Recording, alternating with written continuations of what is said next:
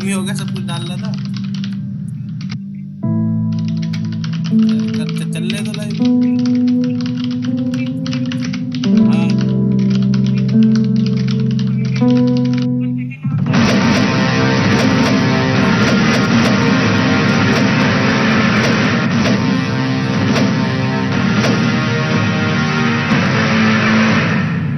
ठीक है, इसमें ना भाई वो कर दो, ठीक है क्या, ठीक है। रोशन, इसके जो जो तू बना रहा, दो थम दिए हैं, दोनों अलग अलग बनेंगे। नमस्कार। लाइव चल रहा ना इस ब्रीफिंग में शामिल होने के लिए आप सब सभी का धन्यवाद। वो तो डालना पड़ेगा जिसके जैसा कि आप सभी जानते हैं, देखिए लाइव चल रहा है। 22 अप्रैल 2025 को बोले भाई लश्कर तैयबा से संबंधित पाकिस्तानी और पाकिस्तान प्रशिक्षित क्यों नहीं आतंकवादियों ने भारत में जम्मू और कश्मीर के पहलगाम में चैनल पे तो देखना चाहिए भारतीय पर्यटकों पर किसी बर्बरतापूर्ण हमला किया। 25 भारतीयों और एक नेपाली नागरिक को कायरतापूर्ण मौत के घाट उतार दिया गया। बच्चा हूँ। मुंबई के 26 नवंबर 2008 के हमलों के बाद ये भारत में हुई किसी आतंकवादी हमले में मारे गए आम नागरिकों की संख्या की दृष्टि से सबसे गंभीर घटना है। अमरिंद पहलगाम का हमला अत्यधिक बर्बरतापूर्ण था, जिसमें वहां मौजूद लोगों को करीब से और उनके परिवारों के सामने सिर पर गोली मारी गई। हत्या के इस तरीके से परिवार के सदस्यों को जानबूझकर आघात पहुंचाया गया। साथ ही उन्हें यह नसीहत भी दी गई कि वे वापस जाकर इस संदेश को पहुंचा दें। यह हमला स्पष्ट रूप से जम्मू और कश्मीर में बहाल हो रही सामान्य स्थिति को बाधित करने के उद्देश्य से किया गया था। चूंकि पर्यटन फिर से अर्थव्यवस्था का मुख्य आधार बन रहा था, इस हमले का मुख्य उद्देश्य इसे प्रतिकूल रूप से प्रभावित करना था। पिछले वर्ष आप सभी जानते हैं 2.25 करोड़ से अधिक पर्यटक कश्मीर आए थे। इस हमले का मुख्य उद्देश्य इसलिए संभवतः यह था कि इस संघ राज्य क्षेत्र में विकास और प्रगति को नुकसान पहुंचाकर इसे पिछड़ा बनाए रखा जाए और पाकिस्तान से लगातार होने वाले सीमा पार आतंकवाद के लिए उपजाऊ जमीन बनाने में सहायता की जाए। हमले का यह तरीका जम्मू और कश्मीर और शेष राष्ट्र दोनों में सांप्रदायिक दंगे भड़काने के उद्देश्य से भी कश्मीर में बहाल हो रही इसका सामान्य स्थिति सरकार को बाधित करने के उद्देश्य नागरिकों को दिया जाना चाहिए कि इन प्रयासों को विफल कर दिया गया। एक समूह ने खुद को रेजिस्टेंस फ्रंट TRF कहते हुए इस हमले की जिम्मेदारी ली है। यह समूह संयुक्त राष्ट्र द्वारा प्रतिबंधित पाकिस्तानी आतंकवादी समूह लश्कर तैयबा से जुड़ा हुआ है। यह उल्लेखनीय है कि भारत ने मई और नवंबर 2024 में संयुक्त राष्ट्र की 1267 कमेटी की सैंक्शंस मॉनिटरिंग टीम को अर्धवार्षिक रिपोर्ट प्रस्तुत की थी, जिसमें TRF के बारे में साफ इनपुट दिए गए थे। इससे पाकिस्तान स्थित आतंकवादी समूहों के लिए कवर के रूप में TRF की भूमिका सामने आई थी। इससे पहले भी दिसंबर 2023 में भारत ने इस टीम को लश्कर तैयबा और जैश ए मोहम्मद के बारे में सूचित किया था, जो TRF जैसे छोटे आतंकवादी समूहों के माध्यम से अपनी गतिविधियों को संचालित कर रहे हैं। इस संबंध में 25 अप्रैल को UN सिक्योरिटी काउंसिल प्रेस वक्तव्य में TRF के संदर्भ को हटाने के लिए पाकिस्तान के दबाव पर भी ध्यान दिया जाना चाहिए। पहलगाम आतंकवादी हमले की जांच से पाकिस्तान के साथ आतंकवादियों के संपर्क उजागर हुए हैं। रेजिस्टेंस फ्रंट द्वारा किए गए दावे और लश्कर तैयबा से ज्ञात सोशल मीडिया हैंडल द्वारा इसको रीपोस्ट किया जाना इसकी पुष्टि करता है। चश्मदीद गवाहों और विभिन्न जांच एजेंसियों को उपलब्ध अन्य सूचनाओं के आधार पर हमलावरों की पहचान भी हुई है। हमारी इंटेलिजेंस ने इस टीम के योजनाकारों और उनके समर्थकों की जानकारी जुटाई है। इस हमले की रूपरेखा भारत में सीमा पार आतंकवाद को अंजाम देने के पाकिस्तान के लंबे ट्रैक रिकॉर्ड से भी जुड़ी हुई हैं, जिसके लिखित और स्पष्ट दस्तावेज उपलब्ध हैं। पाकिस्तान दुनिया भर में आतंकवादियों के लिए एक शरण स्थल के रूप में पहचान बना चुका है। यहां अंतर्राष्ट्रीय स्तर पर प्रतिबंधित आतंकवादी सजा पाने से बचे रहते हैं। इसके अलावा पाकिस्तान ने इस मुद्दे पर विश्व और फाइनेंशियल एक्शन टास्क फोर्स जैसे अंतर्राष्ट्रीय मंचों को जानबूझकर गुमराह करने के लिए भी जाना जाता है। साजिद मीर का मामला, जिसमें इस आतंकवादी को पाकिस्तान ने मृत घोषित कर दिया था और फिर अंतर्राष्ट्रीय दबाव के परिणाम स्वरूप वो जीवित पाया गया, इसका सबसे स्पष्ट उदाहरण है। यह स्वाभाविक है कि पहलगाम में हुए इस हमले से जम्मू और कश्मीर के साथ साथ भारत के अन्य भागों में भी आक्रोश देखा गया। हमलों के बाद भारत सरकार ने स्वाभाविक रूप से पाकिस्तान के साथ संबंधों को लेकर कुछ कदम उठाए। आप सभी उन निर्णयों से अवगत हैं जिसकी घोषणा 23 अप्रैल को की गई थी। तथापि यह आवश्यक समझा गया कि 22 अप्रैल के हमले के अपराधियों और उनके योजनाकारों को न्याय के कटघरे में लाया जाए। हमलों के एक पखवाड़े के बाद भी पाकिस्तान द्वारा अपने क्षेत्र या अपने नियंत्रण वाले क्षेत्रों में आतंकवादियों की इंफ्रास्ट्रक्चर के विरुद्ध कार्यवाही करने के लिए कोई स्पष्ट कदम नहीं उठाया गया है। उल्टे वो इनकार करने और आरोप लगाने में ही लिप्त रहा है। पाकिस्तान आधारित आतंकवादी मॉड्यूल्स पर हमारी खुफिया निगरानी ने संकेत दिया है कि भारत के विरुद्ध आगे भी हमले हो सकते हैं। अतः इनको रोकना और इनसे निपटना दोनों को बेहद आवश्यक समझा गया। आज सुबह, जैसा कि आपको ज्ञात होगा, भारत ने इस तरह के सीमा पार हमलों का जवाब देने और उन्हें रोकने तथा उनका प्रतिरोध करने के अपने अधिकार का प्रयोग किया है। यह कार्यवाही नपीतुली, नॉन एस्केलेटरी, आनुपातिक और जिम्मेदारीपूर्ण है। यह आतंकवाद की इंफ्रास्ट्रक्चर को समाप्त करने और भारत में भेजे जाने वाले संभावित आतंकवादियों को अक्षम बनाने पर केंद्रित है। आपको यह भी स्मरण होगा कि 25 अप्रैल 2025 को संयुक्त राष्ट्र सुरक्षा परिषद ने पहलगाम आतंकवादी हमले पर एक प्रेस वक्तव्य जारी किया था, जिसमें आतंकवाद के इस निंदनीय कार्य के अपराधियों, आयोजकों, फाइनेंसरों और प्रायोजकों को जवाबदेह ठहराने और उन्हें न्याय के दायरे में लाने की आवश्यकता पर जोर दिया गया था। भारत की आज की इस कार्यवाही को इसी संदर्भ में देखा जाना चाहिए। Good morning. Thank you all for joining this briefing. As you are all aware, on April 22, 2025, Pakistani and Pakistan-trained terrorists belonging to the Lashkar-e-Taiba carried out a savage attack on Indian tourists at Pahalgam in Jammu and Kashmir in India. They murdered 26 people, including one national of Nepal, causing the largest number of civilian casualties in a terrorist attack in India since the 26 November 2008 attacks in Mumbai. The attack in Pahalgam was marked by extreme barbarity, with the victims mostly killed with headshots from close range and in front of their families. Family members were deliberately traumatized through the manner of the killing, accompanied by the exhortation that they should take back the message. The attack was clearly driven by the objective of undermining the normalcy returning to Jammu and Kashmir.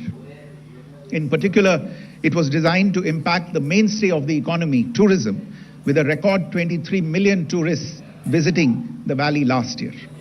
The calculation presumably was that harming growth and development in the Union Territory would help keep it backward and create fertile ground for continued cross-border terrorism from Pakistan. The manner of the attack was also driven by an objective of provoking communal discord, both in Jammu and Kashmir and the rest of the nation. It is to the credit of the government and the people of India that these designs were foiled. A group calling itself the Resistance Front has claimed responsibility for the attack. This group is a front for the UN proscribed Pakistani terrorist group Lashkar-e-Taiba.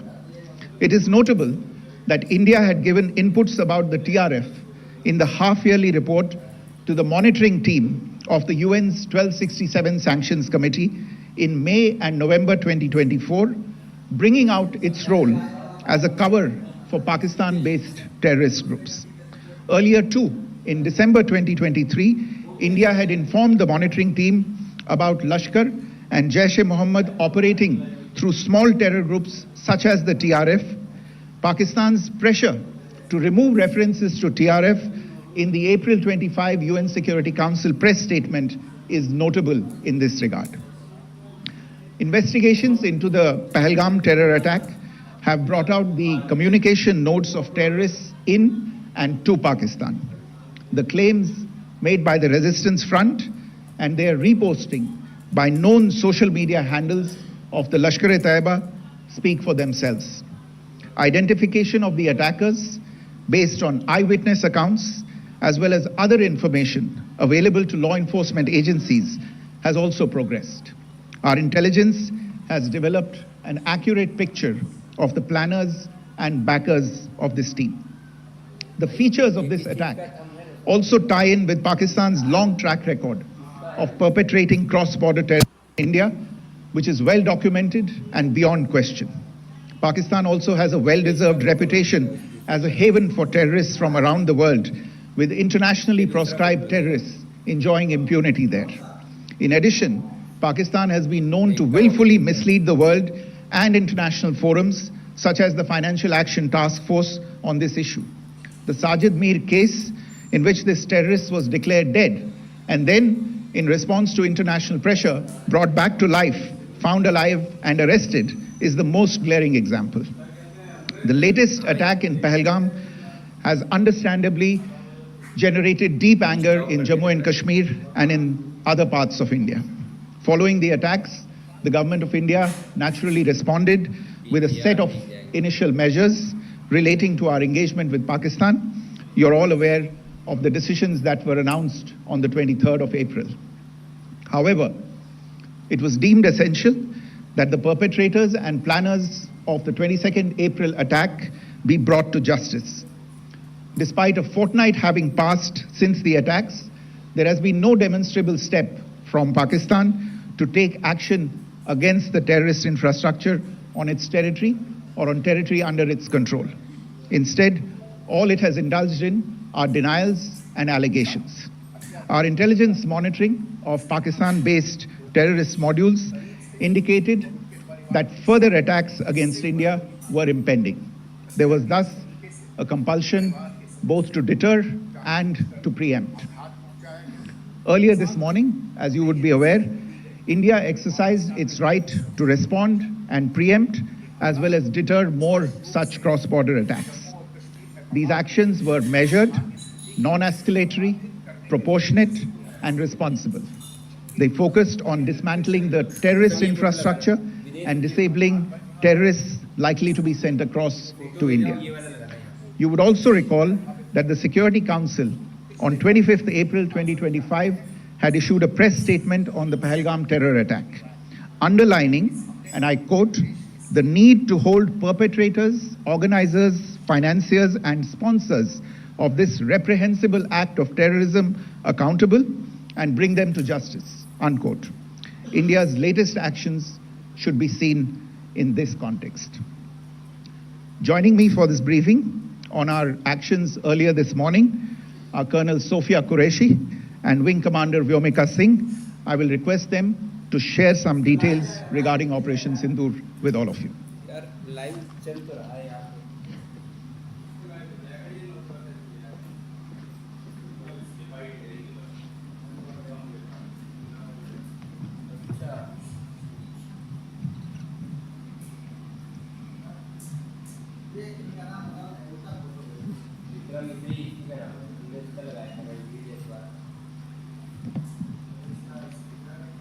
सुप्रभात देवियों और सज्जनों, मैं colonel Sophia Qureshi और मेरे साथ wing commander Vyomika Singh आज आपको 6 से 7 मई 2025 की रात रात 1:05 से 1:30 बजे के बीच भारतीय सशस्त्र बलों द्वारा अंजाम दिए गए ऑपरेशन सिंदूर के बारे में जानकारी देंगे।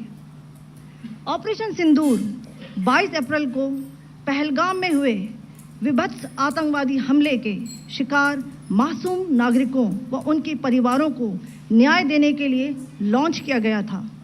इस कार्रवाई में 9 टेररिस्ट कैंप्स को टारगेट किया गया और पूरी तरह से इसे बर्बाद किया गया।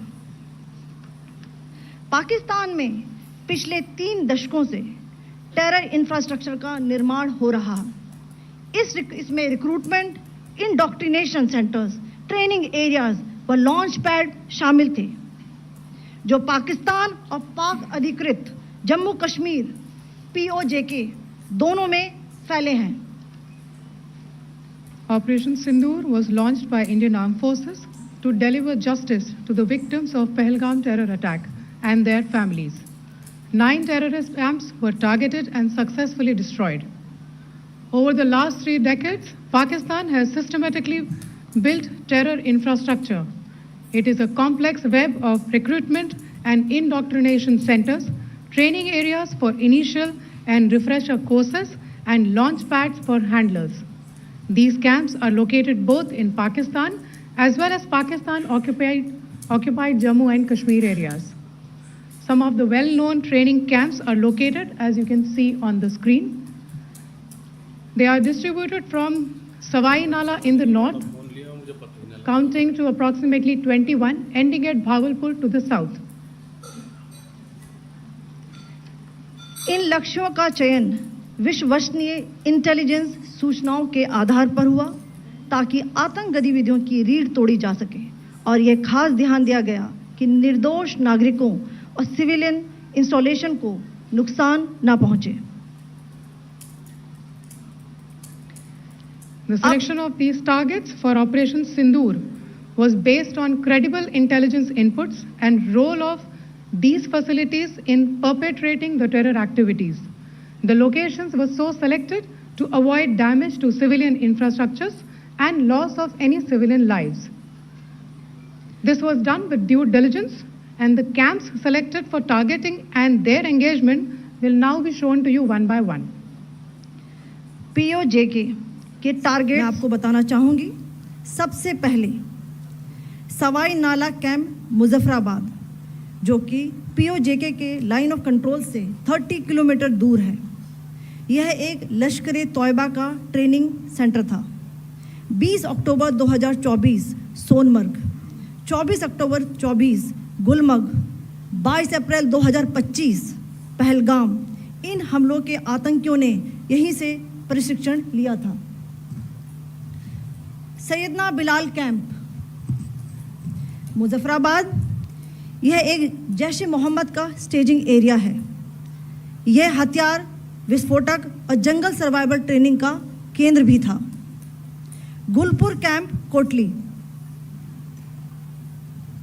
यह LOC से 30 किलोमीटर दूर था। लश्कर तोयबा का बेस था, जो रजौरी, पुंछ में सक्रिय था। 20 अप्रैल 2023 को पुंछ में और 9 जून 2024 को तीर्थ यात्रियों के बस हमले में यहीं से आतंकी को ट्रेन किया गया था।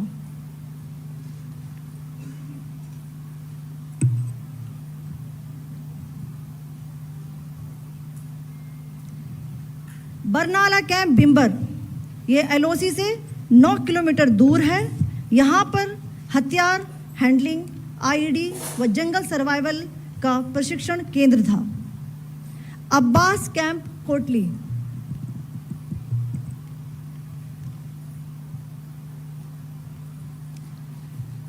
यह LOC से 13 किलोमीटर दूर है। लश्कर तोयबा का फिदाइन यहाँ तैयार होता था। इसकी कैपेसिटी 15 टेररिस्ट को ट्रेन करने की थी।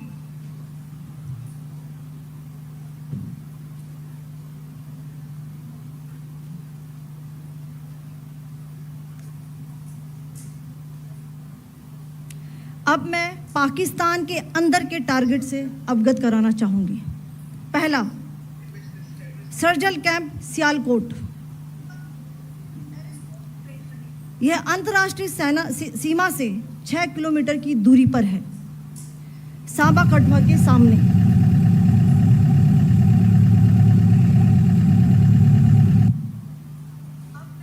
मार्च 2025 में जम्मू एंड कश्मीर पुलिस के 4 जवानों की जो हत्या की गई थी, उन आतंकवादियों को इसी जगह पर ट्रेन किया गया था। दूसरा, महमूना जाया कैंप सियालकोट, यह 18 से 12 किलोमीटर आईबी से दूर था। हिजबुल मुजाहिदीन का बहुत बड़ा कैंप था। यह कठुआ जम्मू क्षेत्र में आतंक फैलाने का नियंत्रण केंद्र था।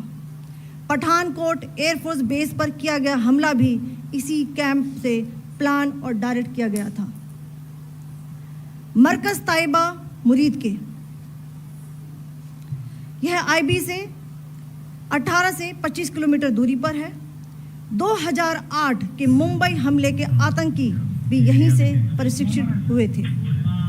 अजमल कसब व डेविड हेडली भी यहां ट्रेन हुए थे।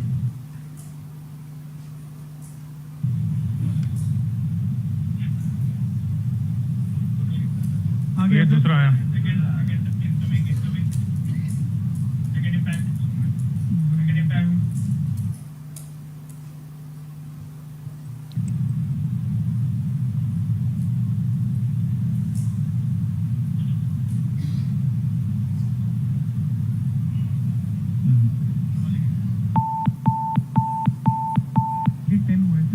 टारगेट 10 हुआ, एंक्लोजर सेम ही है।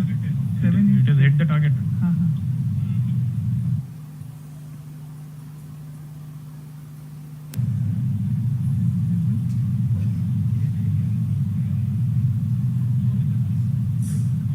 तीसरा आ गया सर।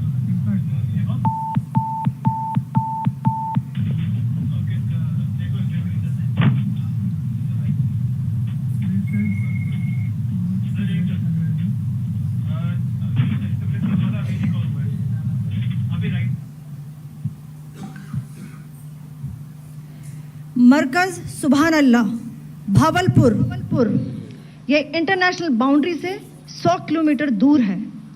जैश ए मोहम्मद का मुख्यालय था। यहाँ पर रिक्रूटमेंट, ट्रेनिंग व इंडोक्ट्रिनेशन का केंद्र भी था। शीर्ष आतंकी अक्सर यहाँ आते थे। मैं आप सबको बताना चाहती हूँ कि किसी भी सैन्य ठिकाने का निशाना नहीं बनाया गया और अभी तक किसी तरह की नागरिक क्षति की रिपोर्ट नहीं है। धन्यवाद। जय Hind. The strike on the terror camps were undertaken through precision capability, as shown to you. A niche technology weapons with careful selection of warheads was ensured so that there will be no collateral damage. The point of impact in each of the target was a specific building or a group of buildings. All the targets were neutralized with clinical efficiency, and the results reiterate the professionalism of the Indian Armed Forces in the planning and execution of their operations. No military establishments were targeted. India has demonstrated considerable restraint in its response. However, it must be said that the Indian Armed Forces are fully prepared to respond to Pakistani misadventures, if any, that will escalate the situation. Jai Hind, and thank you very much. Ladies and gentlemen, friends in the media, I ask your indulgence today in view of the fact that this is still an evolving situation. We will therefore not be able to take questions and answers today, but we will come back for more updates and more briefings shortly. Thank you all very much for joining us this morning. Thank you. Jai Hind.